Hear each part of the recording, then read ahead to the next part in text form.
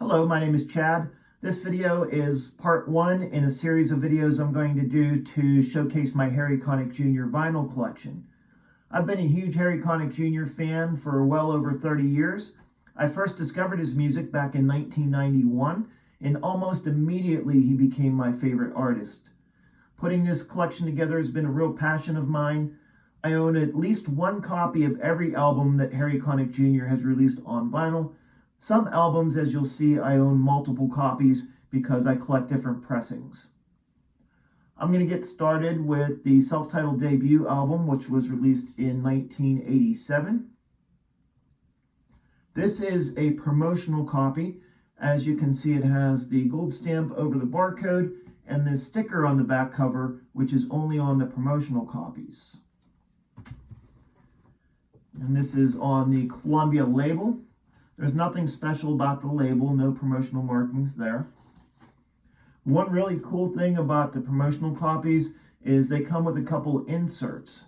The first one I have is a glossy 8x10 photo of Harry Connick Jr. And it also comes with a 2-page biography.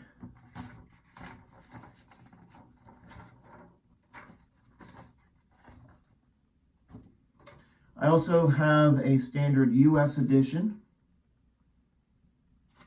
As you can see, there's no sticker on the back cover. The label is exactly the same as the copy I just showed you.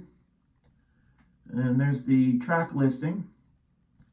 This album is entirely instrumental. The majority of the album is Harry on solo piano. There's 3 songs where Harry is accompanied by bass, and 1 song where Harry's accompanied by bass and drums. That's the last track on the album, which is also my favorite, and that's simply titled E. This next record is one that I found in a local record shop. This is a mind-blowing, once-in-a-lifetime find. As usual, when I got to the store, I head straight for the Harry Connick Jr. section first. I never expect to find anything I need, but this one time, I saw this record on the shelf, took a look at it, and had no idea what it is. The more I looked at it and realized what it is, the more excited I got. This is called Harry Connick Jr. Inner Chords Interview by Wynton Marsalis. This is a promotional record that was released to promote Harry Connick Jr.'s self-titled debut album. This album consists of an interview of Harry by Wynton Marsalis that alternates with songs from Harry's debut album. So as you can see on the track listing there where it says Conversation, that's a portion of the interview, and then after that it will have a song from the album. This is a really fun interview to listen to, and this album actually is on a promotional label. As you can see on the top there, it says Demonstration, Not for Sale. Harry Connick Jr.'s second album was released in 1988. This album is titled 20. This is the first in a series of albums that were titled after the age Harry was when he recorded the album. This one, in my opinion, is Harry Connick Jr.'s most underrated album. Of course, his albums from the 90s are his most well-known and his most popular, and with good reason. But if you enjoy Harry Connick Jr.'s music and you've never heard this album, I highly recommend it. It is fantastic. This album starts off with a couple instrumentals. Track 3 is Imagination. That's the first time Harry sings on one of his albums, and that's one of my favorite tracks on this one. There's a duet on side 1 with Dr. John, which is the track Do You Know What It Means to Miss New Orleans? Dr. John is on organ, Harry on piano. It is great. There's another duet on side 2 with Carmen McRae, and that's the track Please Don't Talk About Me When I'm Gone. That one is outstanding. But my favorite song on this album is the last one, and that's Do Nothing Till You Hear From Me. Now, if I'm being honest, my favorite version of that song is Tony Bennett's version, but Harry does a fantastic version of Do Nothing Till You Hear From Me on this album. This, again, is on the Columbia label. I have a second pressing of this album. It's a European pressing. There's one thing about this pressing that separates it from all other albums in Harry Connick Jr.'s discography.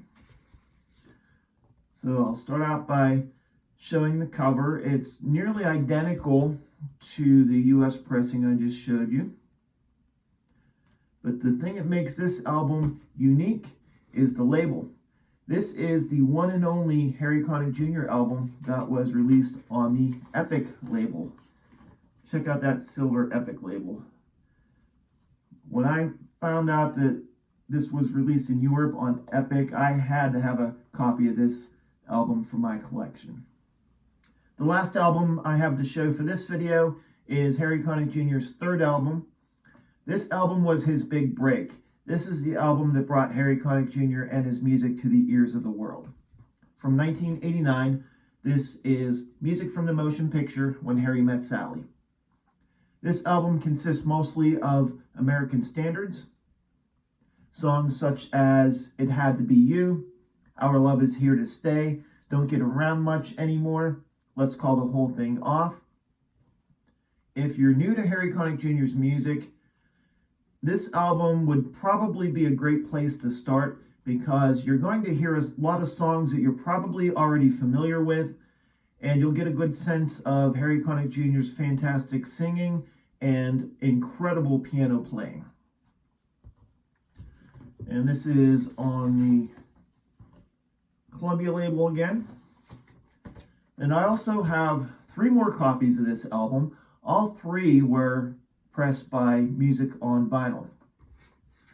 So Music on Vinyl released 2 different versions of this album in 2015. And this is the standard black vinyl that they did. And each one comes with a silver sticker on the cover. It's actually not on the cover, but on a plastic sleeve. And I'm not going to pull this record out. It's on the Columbia label. It does have the Music on Vinyl logo on it, along with the At the Movies logo, because this is part of their At the Movies series. And also in 2015, Music on Vinyl did what they call white smoke vinyl. So here's the cover for this one and the sticker. This is a limited edition of 1,000 copies, and I have number 458. Each one is stamped with the number on the back cover. And here is the white smoke vinyl. And then the third copy of this album, or third pressing of this album that Music on Vinyl did, was released in 2019 as the 30th anniversary edition.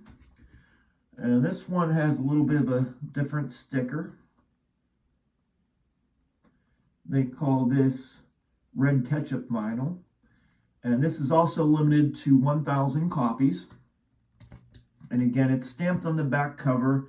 I have number 895.